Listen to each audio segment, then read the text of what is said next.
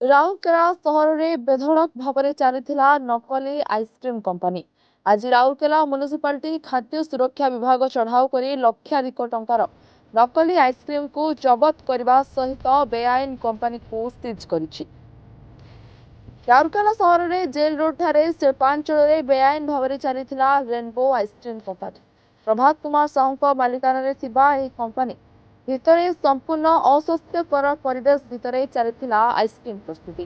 बिना लाइसेंस बेधड़क भाव में चलता कंपानी रे सस्ता मानर सामग्री व्यवहार कर मैला पानी रे प्रस्तुत होता आइसक्रीम। ये आइसक्रीम रे कौन मैन्युफैक्चरिंग डेट बा एक्सपायरी डेट नथिबा बेले आरएनसी पाखरु बारंबार चेतावनी सत्वे नियम को बेखातिर कर चलता कंपानी। गोटे आइसक्रीम फैक्ट्री ना रेनबो आइसक्रीम यार गोटे एलिगेशन थिला विदाउट वैलिड लाइसेंस रे से इन हाइजेनिक कंडीशन रे आइसक्रीम तैयार करी मार्केट को छाड़ूला। बहुत दिन एलिगेशन थिला सेटा आज आम ताको सील कलु है तार देखिलु कौन लाइसेंस ना सी किसी देखी पारा ना शो कर पारे तार वैलिड लाइसेंस वगैरह आज आम ताको सील कलु।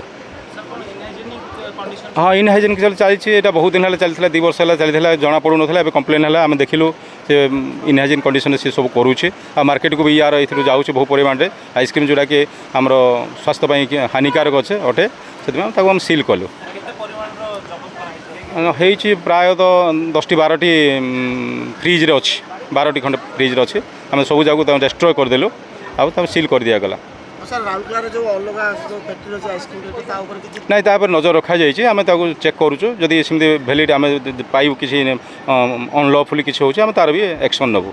जदि यहाँ तो चली आम पाक खबर आसला गोटे 2 मास है 2 मास आम क्लोज वाच करूँ मना भी करूँ तथापि किछ दिन बंद करथिला से एगेन आउ थे स्टार्ट कर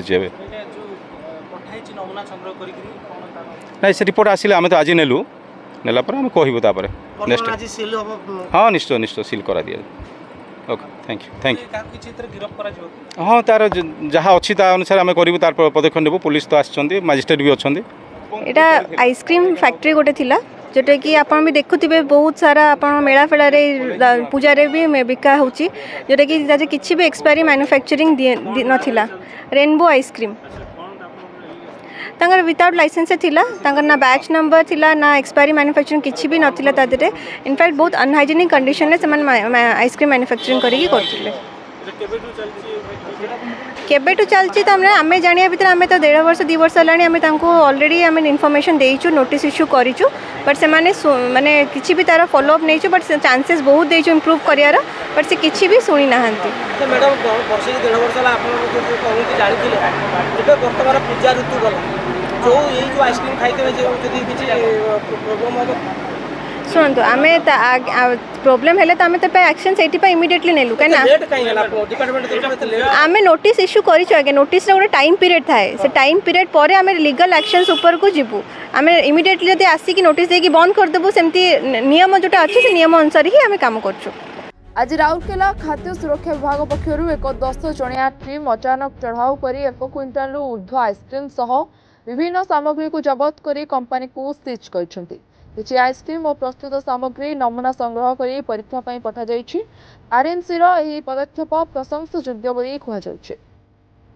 तेबे एबे सज सज दुर्गा पूजा जाइथिबा बेले ही नकली आइसक्रीम अनेक मेलारे तुलम तुला बिक्री होइतिला। छोट छोट छुआंक समेत अनेक लोक एही आइसक्रीम खाइथिबे। जदि एही पदक्षेप आउ शीघ्र निया जाइथांता तेबे एही नकली आइसक्रीम को रोका जाई पारिथांता बोली साधारण रे चर्चा होइछि।